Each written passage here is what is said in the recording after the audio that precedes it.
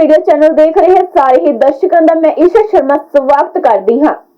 गलबात करते हैं गुरदासपुर तो राजनीति नाल जुड़ियां अहम खबरों बारे।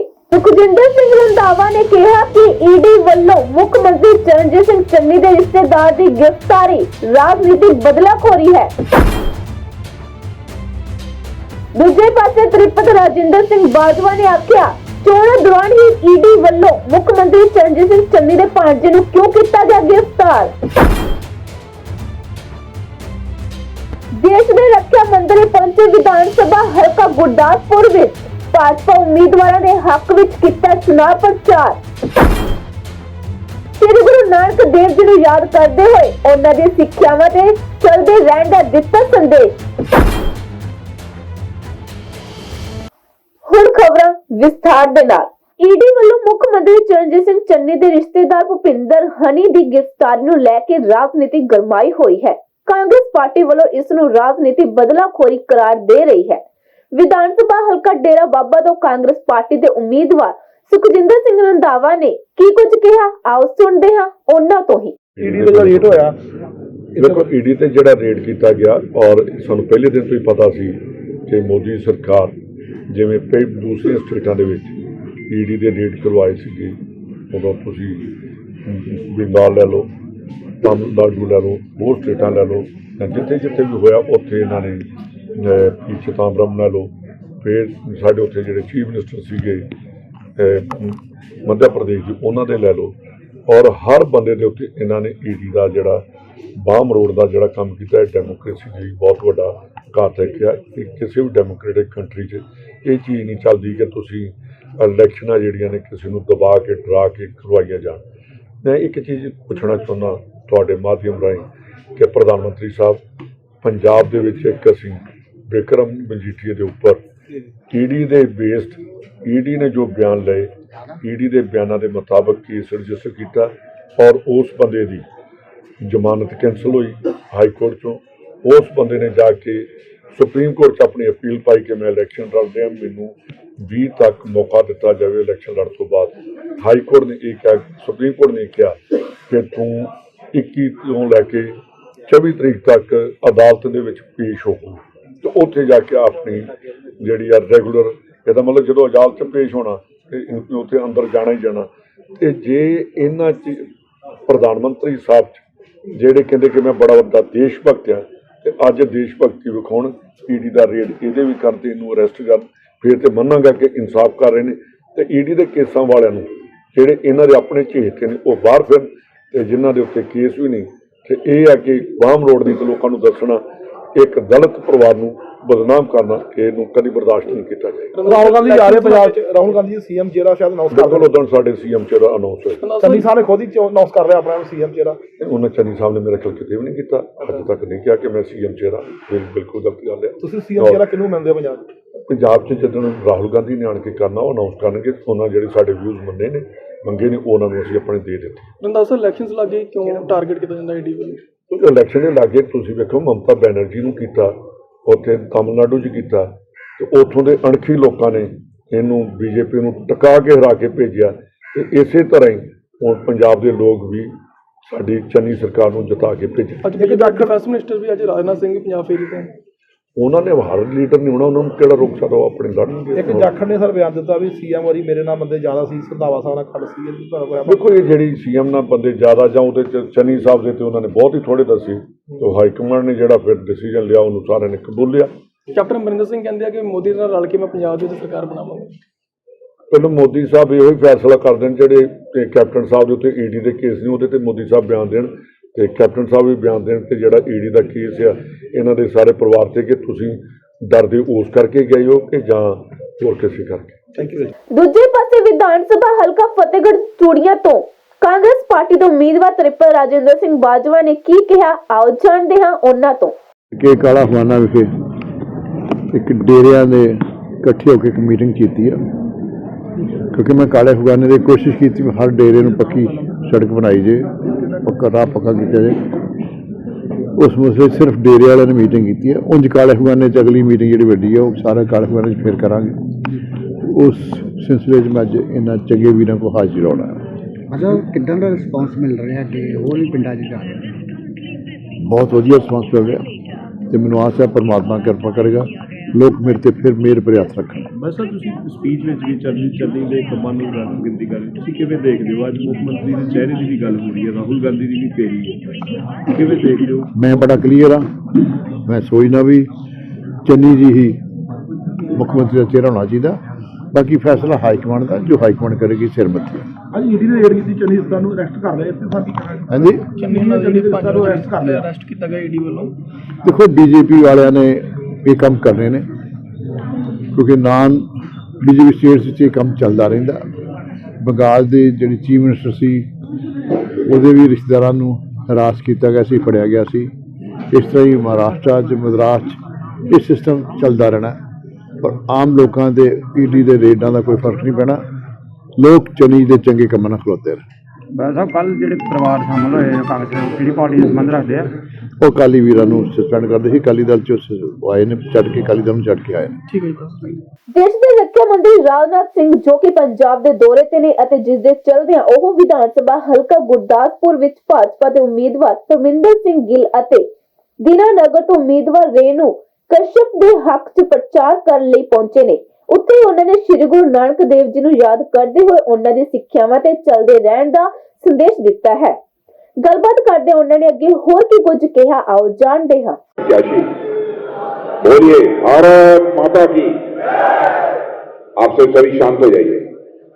विधानसभा क्षेत्र गुरदासपुर के प्रत्याशी और भारतीय जनता पार्टी के यहां के जिलाध्यक्ष श्री परविंदर सिंह गिल, प्रत्याशी दीनानगर श्रीमती रेणु कश्यप, पूर्व जिलाध्यक्ष श्री बालकृष्ण जी मित्तल, श्री कमल बख्शी, श्री अरुण विक्टा, श्री विजय शर्मा जिला महामंत्री, श्री थॉमस मशीह और इस सभागार में मौजूद मेरे सभी सम्मानित बहनों एवं भाइयों, शायद इस स्थान पर सभा को संबोधित करने के लिए मैं पहली बार आया। इसके पहले मैं आया था कि नहीं आया था कभी? अरे यहां नहीं आया, अच्छा पहली बार आया। इस स्थान पर तो उसके पहले आए होंगे कहीं दूसरी जगह, यहां पहली बार आए। लेकिन यहां आया हूं मेरे बहनों भाइयों तो मैं पूरी तरह से चुस्त और दुरुस्त आपके बीच आया हूं और आप लोगों ने बहुत ही गर्मजोशी के साथ स्वागत किया है, अभिनंदन किया है। भारत की परंपरा है और शिष्टाचार का तकाजा भी है। स्वागत, अभिनंदन और सलाम दुआ कभी एक तरफा नहीं होना चाहिए। इसलिए मैं भी अपनी तरफ से आप सभी बहनों भाइयों का हार्दिक अभिनंदन करता हूं, आप सभी का मैं स्वागत करता हूं और मैं गुरु नानक देव जी की इस पावन धरती को भी मैं शीश झुकाकर नमन करता हूं। आप सभी जानते हैं कि गुरु नानक देव जी ने सत्य, संतोष, दया, विनम्रता और प्यार को आधार बनाकर ऐसे समाज की उन्होंने कल्पना की थी जो जात पात, ऊंच नीच से ऊपर उठकर एकजुट हो और सबसे बनाई और सबसे भलाई में विश्वास करे। यह गुरु नानक देव जी की सोच थी। हमारी भारतीय जनता पार्टी की दिल्ली की सरकार भी गुरु नानक देव जी की सोच और उनकी सीख के आधार पर ही भारत में अपनी भूमिका का निर्वाह कर रही है, अपने कर्तव्य का निर्वाह कर रही है। आपने सुना होगा कि हमारे प्रधानमंत्री ने कहा है, सबका साथ, सबका विश्वास, सबका विकास और सबका प्रयास। यही गुरु नानक देव जी चाहते थे। जो कुछ भी होना चाहिए सबके सहयोग से होना चाहिए। ऊंच नीच का कोई भेदभाव नहीं होना चाहिए, जात पात का कोई भेदभाव नहीं होना चाहिए। पंजाब के बहनों भाइयों के बारे में मैं कह सकता हूं, बहनों भाइयों, यह पंजाब की धरती बहादुरों की धरती है, शौर्य, पराक्रम और साहस की धरती है। जब कभी भी रक्षा मंत्री के रूप में मैं सीमाओं पर जाता हूं और अपने पंजाब के सिख रेजिमेंट को जब मैं विशेष रूप से देखता हूं तो अपने रक्षा मंत्री को देखते ही सिख रेजिमेंट जब बोलती है, बोले सो निहाल, तत्प्रिय। बहनों भाइयों, हमारा भी सीना चौड़ा हो जाए।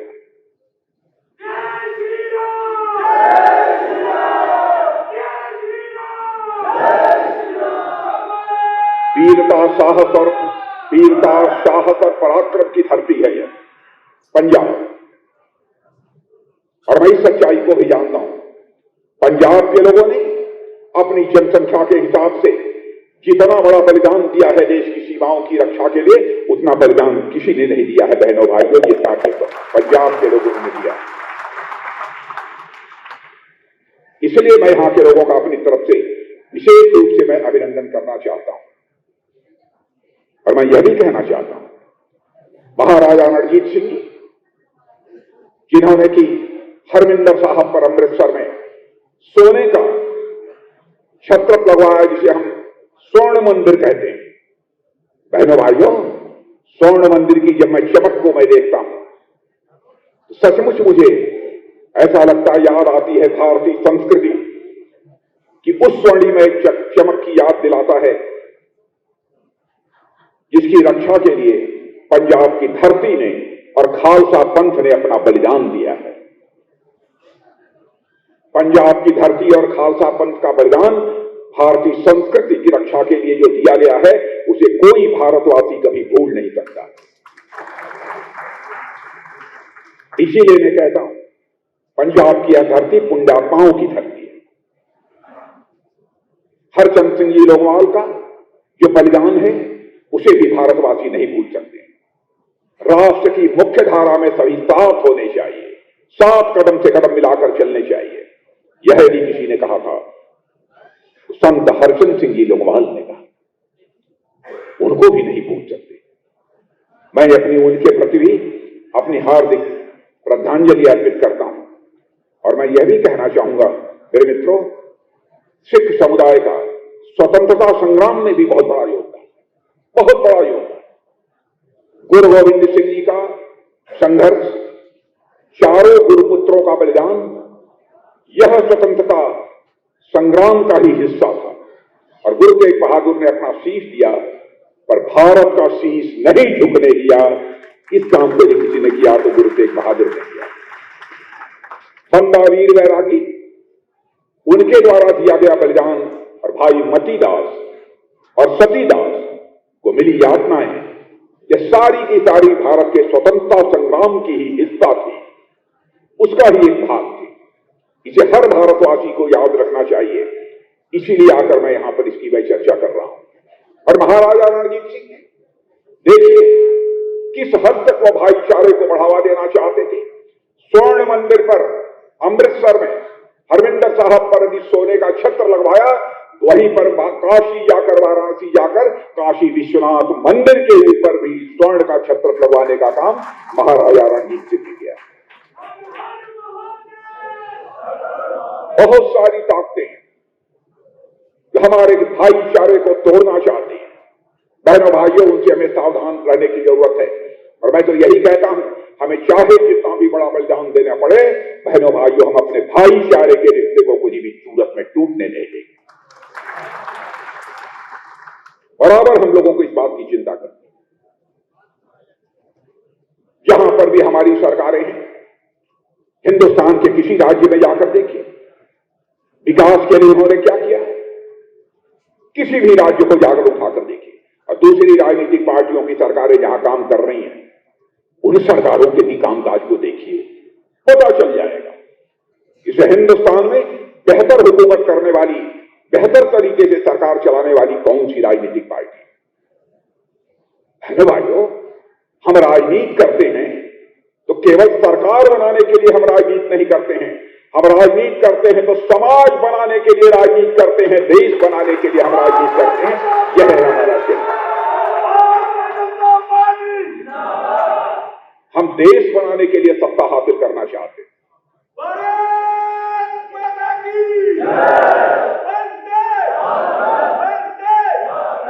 हम विकासवाद के राह पर चलेंगे।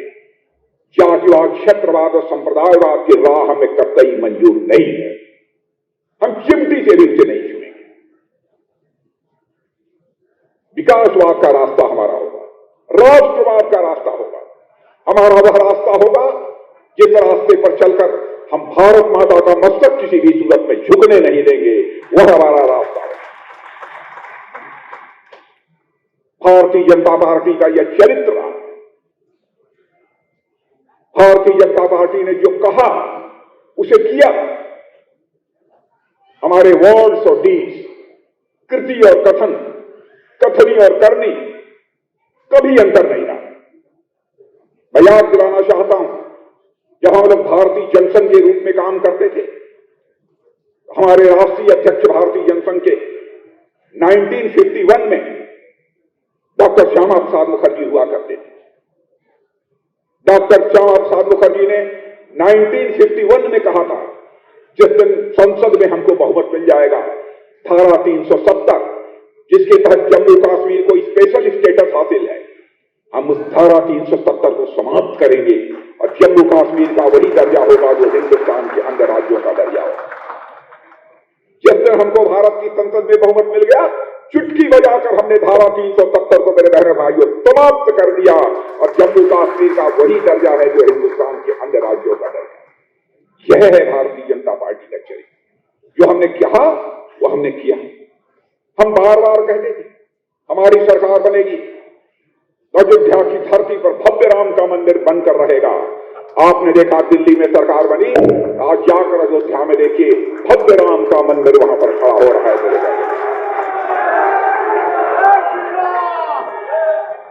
भारत का विभाजन हुआ, भारत का विभाजन हुआ, भारत का विभाजन नहीं होना चाहिए, लेकिन हो गया। भारत और पाकिस्तान बन गया। लेकिन पाकिस्तान, चाहे अफगानिस्तान, बांग्लादेश, बहुत सारे ऐसे हिंदू हैं, सिख हैं, ईसाई हैं, पारसी हैं, यहूदी हैं, जो भारत के मूल निवासी हैं। वहां उनका धार्मिक उत्पीड़न हो रहा था। भारत में आते थे, जलालत की जिंदगी जीते थे, रहने की, रोजी रोटी की कोई सुविधा नहीं थी। भारतीय जनता पार्टी ने पहले ही कहा था, जिस दिन हमको संसद में बहुमत मिल जाएगा, हम आएंगे और पाकिस्तान हो, अफगानिस्तान हो, बांग्लादेश हो, वहां से हमारे अल्पसंख्यक यानी हिंदू, सिख, ईसाई, पारसी कोई भी हो, जो भारत के मूल निवासी रहे हैं, उनका धार्मिक उत्पीड़न होता है, भारत आना चाहेंगे तो ससम्मान उनको हम भारत में स्वीकार करेंगे, उन्हें हम नागरिकता प्रदान करेंगे। और आपने देखा कि भारत की संसद में हम लोगों ने नागरिकता का कानून पास कर दिया। जो कहा वह किया। पहली बार कोई प्रधानमंत्री आपको मिला होगा, मुझे याद है कि 2014 मैं स्वयं पार्टी का राष्ट्रीय अध्यक्ष था। उस समय मोदी जी और हम दोनों लोग शपथ लेने के बाद साथ ही मंच से नीचे उतरे। हमारे मीडिया के मित्रों ने कहा, साहब प्रधानमंत्री जी बाइट दे दीजिए, बाइट दे दीजिए। तो मैंने कहा कि आग्रह कर रहे हैं, तो प्रधानमंत्री जी खड़े हो गए। और आपको आश्चर्य होगा, पता नहीं याद है कि नहीं याद है आपको, हमारे प्रधानमंत्री ने एक ही बात कही थी, आज हमारी जिस सरकार का गठन हुआ है वह सरकार भारत के गरीबों को समर्पित है। बहनों भाइयों, यह मुंह से निकली आवाज नहीं थी, यह हमारे प्रधानमंत्री के दिल से निकली हुई आवाज थी कि हमारी सरकार गरीबों को समर्पित है। गरीबों के लिए हमारी सरकार ने क्या किया? और मैं आपसे निवेदन करना चाहता हूं, हमारी कोई बात गलत हो हाथ उठा दीजिएगा, मैं आपसे पूछ लूंगा, क्योंकि आपकी आंखों में धूल झोंक कर मैं राजनीति करने नहीं आया हूं तो आपसे आंख से आंख मिलाकर राजनीति करने के लिए आया। भारतीय जनता पार्टी का यह चरित्र नहीं रहा। पक्के मकान का जहां तक सवाल है, बड़ी संख्या में भारत में लोग झुग्गी झोपड़ियों में रहते थे, कच्चे मकान थे। हमारे प्रधानमंत्री ने कहा, हम ऐसे हालात पैदा करेंगे कि इस हिंदुस्तान का एक नागरिक शेष नहीं बचेगा जिस नागरिक के लिए अपना सिर ढकने को पक्का मकान न मुहैया हो जाए, ऐसा एक व्यक्ति नहीं बचेगा। मैं कह सकता हूं, यहां पर भी कुछ लोगों को पक्के मकान मिले होंगे, मिले हैं कि नहीं मिले? मिले हैं कि नहीं मिले हैं, आप लोगों को पूछना चाहता हूं। अरे भाई, सबको आप रह ही रहे हो पक्का मकान में, तो किसको मिलेगा? जो नहीं रह रहे हैं पक्के मकान में, उनकी बात मैं कर रहा हूं, गरीबों की बात कर रहा हूं।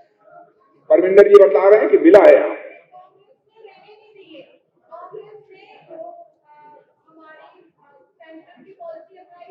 अच्छा, ये कह रही है कि हमारी केंद्र की पॉलिसी को यहाँ कांग्रेस की सरकार ने नहीं लागू किया। लेकिन बहनों भाइयों सुन लो, जो पॉलिसी यहाँ की कांग्रेस की सरकार ने हमारी केंद्र की पॉलिसी को लागू नहीं किया है, हमारी सरकार बनने के दूसरे दिन से वह पॉलिसी पंजाब में लागू हो जाएगी।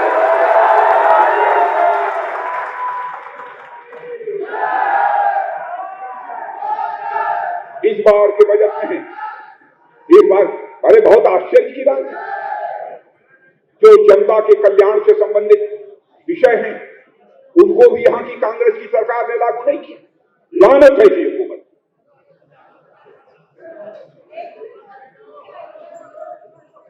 ऐसी राजनीतिक पार्टी को सत्ता में बने रहने का कोई नैतिक अधिकार। पहली बार किसी देश के प्रधानमंत्री ने कहा, जब देखा कि गरीब महिलाएं घर में शौचालय न होने के कारण बाहर शौच करने के लिए जाती थी, तो उन्होंने कहा गरीब माताओं की भी इज्जत होती है, हकमत होती है, इसलिए हर घर में शौचालय बनना चाहिए। पता नहीं कांग्रेस की सरकार ने यहां बनवाया कि नहीं बनवाया। ये बता रहे नहीं बनने दिया। केवल इसलिए कांग्रेस की सरकार ने नहीं बनने दिया, कहीं इसका श्रेय भारत के प्रधानमंत्री नरेंद्र भाई मोदी को न मिल जाए, शायद इसीलिए नहीं बनने दिया। है ना भाइयों, सरकार इस तरीके से नहीं चलाई जाती है जिस तरीके से इन लोगों ने चलाई है। एक योजना पता नहीं यहां पर लागू है कि नहीं है, लेकिन मैं आपको यकीन दिलाकर जाना चाहता हूं, आयुष्मान भारत की योजना है। कोई गरीब मध्यम वर्गीय परिवार बीमार पड़ जाता है, उसके पास पैसा नहीं है अपना इलाज करा सके, तो आयुष्मान भारत का यदि उसके पास कार्ड है तो 5 लाख रुपए तक का उसका मुफ्त इलाज किया जाएगा। यह है आयुष्मान भारत योजना। यह आयुष्मान भारत योजना यहां लागू किया है कि नहीं किया? वो भी नहीं किया। बहुत ही दुर्भाग्यपूर्ण, बहुत ही दुर्भाग्यपूर्ण। और बहनों भाइयों, मैं आपको बताना चाहता हूं, यह सारी की सारी योजनाएं यह लागू की जाएंगी। ड्रग का कारोबार चल रहा है कि नहीं चल रहा? ड्रग है, चल रहा है। बना दो भारतीय जनता पार्टी की सरकार। मैं देखता हूं किसने अपनी मां का दूध पिया है जो ड्रग का कारोबार है।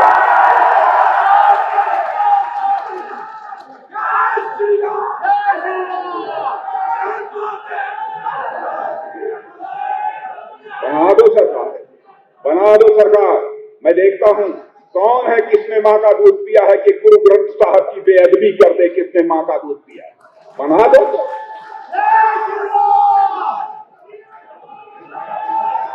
कांग्रेस की सरकार में भ्रष्टाचार रहा है कि नहीं रहा? रहा है कि नहीं रहा है? रहा है कि नहीं भ्रष्टाचार? सब ठीक ठाक है? 100%। बहनों भाइयों, मैं आपको याद दिलाना चाहता हूं, राजीव गांधी जब भारत के प्रधानमंत्री थे तो उन्होंने एक बार अपनी लाचारी व्यक्त करते हुए कहा था, क्या करें? प्रधानमंत्री ने लाचारी व्यक्त की, क्या करें? 100 पैसा मैं ऊपर से भेजता हूं, लेकिन नीचे आते आते 15 पैसा लोगों की जेब में पहुंच पाता है, 85 पैसा पता नहीं किसके जेब में चला जाता है। मैंने भ्रष्टाचार के सामने उन्होंने अपनी लाचारी जाहिर की। लेकिन देखिए, हमारे प्रधानमंत्री को ऐसा सिस्टम बना दिया कि प्रधानमंत्री किसान सम्मान निधि के अंतर्गत 6,000 रुपया दिल्ली के खाते से चलता है और आपके खाते में 6,000 का 6,000 रुपया पहुंचता है। पहुंचता है कि नहीं पहुंचता? यानी सिस्टम में चेंज लाकर, व्यवस्था में परिवर्तन लाकर भ्रष्टाचार पर अंकुश लगाया जा सकता है। लेकिन यह करने की एक चीज होनी चाहिए, तड़पण होनी चाहिए। यहां पर बाहर से आकर लोग उद्योग लगाने के लिए, इंडस्ट्री लगाने के लिए इन्वेस्टमेंट कर रहे हैं कि नहीं कर रहे हैं? मैं आपसे पूछना चाहता हूं, इन्वेस्टमेंट हो रहा है कि नहीं हो रहा है? और मैं बता दूं क्यों नहीं हो रहा है। यहां पर जो भी पैसा लगाना चाहता है उद्योग लगाने के लिए, इंडस्ट्री लगाने के लिए, उसके लिए जो सुविधाएं मिलनी चाहिए राज्य सरकार के द्वारा, वो सुविधाएं नहीं मिल रही है, इसलिए नहीं कर रहा। हमारे उत्तर प्रदेश में सरकार बनी है ease of doing business. Ease of doing business का मतलब यह होता है कि इस राज्य में व्यापार करने की सुविधा है, उद्योग लगाने की सुविधाएं हैं, वहां की सरकार देती है। आपको आश्चर्य होगा, यह Punjab ease of doing business के मामले में 19वें नंबर पर है और हमारा उत्तर प्रदेश, बहनों भाइयों, ईज ऑफ डूइंग बिजनेस के मामले में नंबर 2 पर आकर खड़ा हो गया है। यह है भारतीय जनता पार्टी की सरकार। यहां की इकोनॉमी, यहां की अर्थव्यवस्था हालत बदतर है। सरकार कैसे चलाई जाती है, मैं अपने यूपी का उदाहरण देता हूं। जिस समय 2017 में भारतीय जनता पार्टी की सरकार बनी थी, वहां की अर्थव्यवस्था का आकार, इकोनॉमी की साइज 11 लाख करोड़ थी। 5 वर्षों में बढ़ाकर उसे हम लोगों ने 21 लाख करोड़ रुपए तक पहुंचा दिया। ऐसी सरकार चलाई है। अंतर्राष्ट्रीय जगत में भारत की प्रतिष्ठा बढ़ी है बहनों भाई। पहले अंतर्राष्ट्रीय मंचों पर भारत कुछ बोलता था तो लोग गंभीरतापूर्वक उसकी बात को सुनते नहीं थे। भारत या तो गरीबों का देश, कमजोर लोगों का देश, इसलिए हमारी बात गंभीरतापूर्वक सुनी नहीं जाती थी। आज हालात दुनिया में बदल गए हैं। आज अंतर्राष्ट्रीय मंचों पर भारत कुछ बोलता है तो सारी दुनिया कान खोलकर सुनती है कि भारत बोल रहा है। भारत अब कमजोर भारत नहीं रहा है, भारत अब दुनिया का ताकतवर देश बनता जा रहा है। सारी दुनिया को एहसास है। भारत का यदि आंख दिखाओगे तो भारत उसका मुंहतोड़ जवाब देगा। आपने देखा उरी और पुलवामा में पाकिस्तान से आकर आतंकवादियों ने हमारे पैरामिलिट्री फोर्सेस के जवानों को मार डाला धोखे में। उसके बाद प्रधानमंत्री ने हम 2-3 लोगों को बुलाकर बैठक की और चटपट 5 मिनट में फैसला कर लिया कि हम इसका जवाब दें। और उरी पुलवामा की घटना के बाद आपने देखा कि हमारे जवानों ने पाकिस्तान की धरती पर जाकर सर्जिकल स्ट्राइक की और एयर स्ट्राइक की। सर्जिकल स्ट्राइक और एयर स्ट्राइक करके वहां पाकिस्तान में आतंकवादी ठिकानों को समाप्त किया। सारी दुनिया को यह संदेश चला गया, भारत के अंदर वह ताकत है, भारत को यदि कोई आंख दिखाएगा तो भारत इस पार से भी मार सकता है, जरूरत पड़ी तो उस पार भी जाकर मार सकता है। यह है भारत की ताकत। बहनों भाइयों, करने वाली सरकार चाहिए,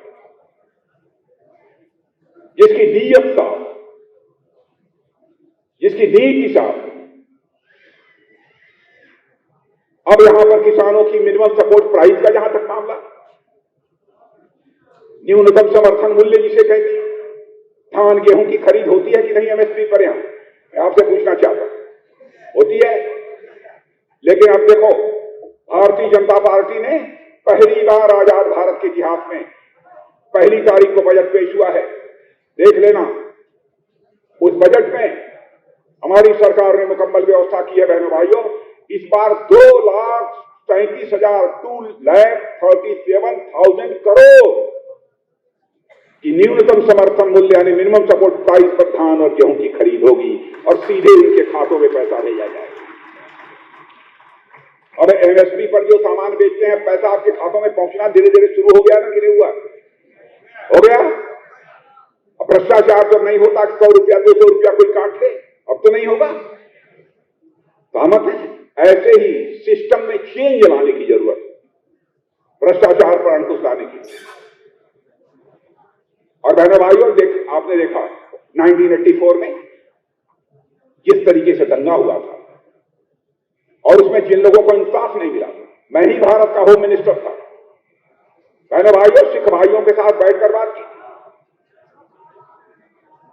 और जब मैं आया तो मैंने देखा कि 85 करोड़ रुपए पड़े थे। मैंने कहा नहीं दिया गया। लोगों ने कहा साहब ऐसे ही छूट गया। मैंने कहा 1984 के दंगों में हमारे सिख परिवार के जो लोग पीड़ित हुए थे, पैसा पड़ा है अकाउंट में और अभी दिया नहीं गया। मैंने कहा उठाओ सारे पैसे जो हमारे दंगा पीड़ितों के बीच बांट दिए जाने चाहिए और उसमें पैसा बंटवा दिया। काली सूची की भी बात आई। काली सूची में केवल 2 लोग शेष बचे हैं जो दुनिया के दूसरे देशों में। 322 लोगों को काली सूची से हम लोगों ने बाहर कर दिया है। अब वो भारत आना चाहते हैं तो डंके की चोट पर भारत आ सकते हैं। कई ऐसे कदम हम लोगों ने उठाए। लंगर के सामानों पर जीएसटी हम लोगों ने समाप्त कर दिया। अब उस पर जीएसटी नहीं लगी। हरमिंदर साहिब को अब विदेशों से भी सहायता प्राप्त हो सकती है बहनों भाइयों, इसलिए हमने एफसीआरए की भी अनुमति दे दी है। कई ऐसे कदम हमारी सरकार ने उठाए हैं। बहनों भाइयों, आप लोगों से बस यही अपील करने आया हूं कि आप लोग एक बार यहां पर भारतीय जनता पार्टी की सरकार बनाकर देखिए। एक दूसरी पार्टी आ गई, आप, कोई नाम नहीं मिला तो आप, ये कोई पार्टी हुई? आपका मतलब क्या? आपका मतलब क्या? आम आदमी पार्टी, आम आदमी। जाकर देखो दिल्ली में क्या हो रहा है, कैसी सरकार चला रहे हैं। बहनों भाइयों, कहते हैं हमारी सरकार बन जाएगी तो हम मुफ्त में बिजली दे देंगे, मुफ्त में पानी दे देंगे, मुफ्त में खाना दे देंगे, मुफ्त में कपड़ा दे देंगे। अरे देश की जनता बख्शीश नहीं चाहती है, देश की जनता सम्मान चाहती है। बहनों भाइयों, बख्शीश नहीं चाहिए। देश की जनता इस राष्ट्र का मस्तक ऊंचा उठता हुआ देखना चाहती है, बख्शीश नहीं चाहती।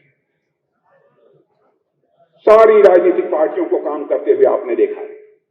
इसलिए मैं आप सबसे अपील करने आया हूं बहनों भाइयों, एक बार भारतीय जनता पार्टी को भी आपका आशीर्वाद प्राप्त होना चाहिए। कांग्रेस का जहां तक सवाल है, एक से एक भूल की है। राहुल गांधी संसद में खड़े होकर भाषण दे गए। उन्होंने कहा कि भारत की गलत विदेश नीति के कारण ही चीन और पाकिस्तान की दोस्ती हुई है। भूल गए इतिहास। बहनों भाइयों, पंडित जवाहरलाल नेहरू जब भारत के प्रधानमंत्री थे, उसी समय पाकिस्तान ने सक्सगाम घाटी को चाइना के हवाले किया। क्या उस समय चीन और पाकिस्तान की दोस्ती नहीं थी? कौन जिम्मेदार?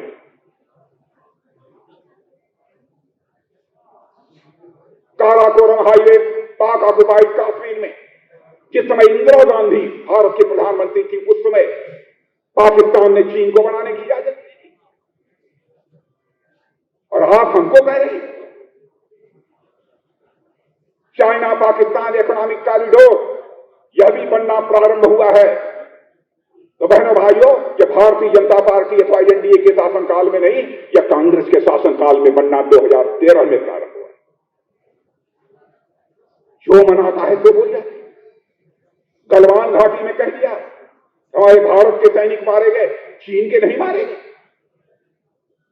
हमारे सेना के जवानों की शौर्य और पराक्रम पर आप सवालिया निशान लगाते हो,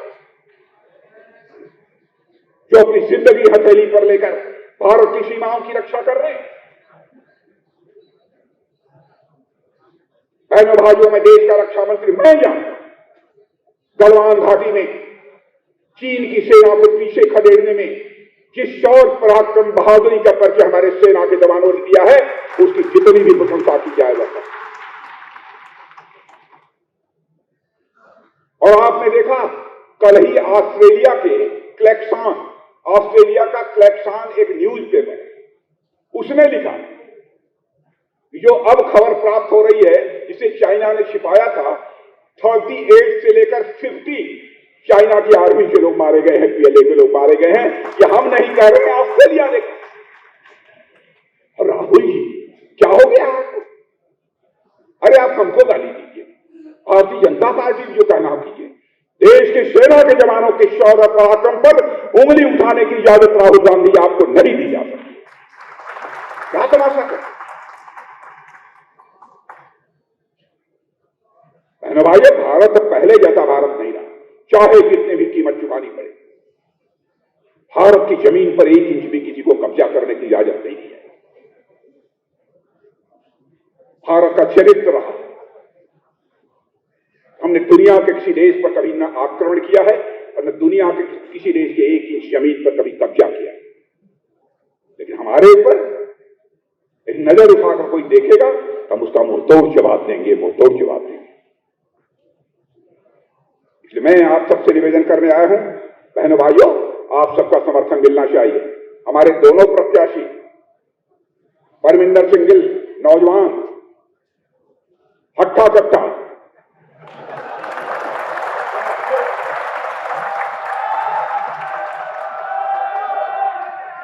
हट्टा कट्टा, मजबूत, आपके हितों की चिंता के लिए यदि जरूरत पड़ी तो हमारा यह परमिंदर सिंह गिल 2-2 हाथ करने में भी पीछे नहीं रहेगा। इसके अंदर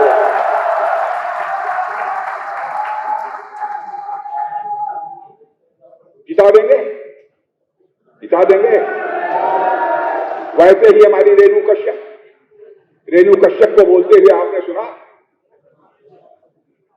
रेणु कश्यप भी एक बहादुर महिला है, जिनको कि भारतीय जनता पार्टी ने सोच समझकर चुनाव के मैदान में उतारा। बहनों भाइयों, दोनों को जिता दीजिए। यदि जिता देंगे, चाहते हैं तो सब हाथ उठाकर दोनों हाथों से ताली बजाइए। ताली बजाइए तो मैं मानता। और यदि आपने दोनों को जिता दिया तो परमिंदर सिंह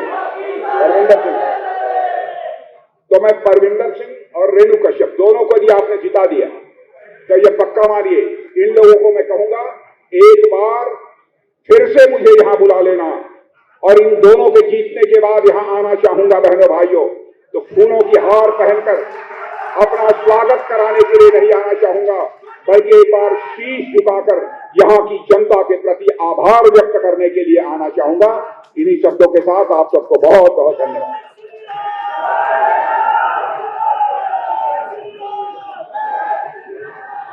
इसी ਹੁਣ तक ਦੇ ਗੁਰਦਾਸਪੁਰ ਤੋਂ ਰਾਜਨੀਤੀ ਨਾਲ ਜੁੜੀਆਂ ਅਹਿਮ ਖਬਰਾਂ। ਇਸੇ ਤਰ੍ਹਾਂ ਦੀਆਂ ਨਵੀਆਂ ਅਪਡੇਟਸ ਅਤੇ ਨਵੀਆਂ ਤਾਜ਼ਾ ਖਬਰਾਂ ਲਈ ਦੇਖਦੇ ਰਹੋ ਸ਼ਬਦਾਂ ਦੀ ਤਾਕਤ ਏਵਨ ਮੀਡੀਆ। ਤਦ ਤੱਕ ਮੈਨੂੰ ਦੇ ਇਜਾਜ਼ਤ। ਧੰਨਵਾਦ।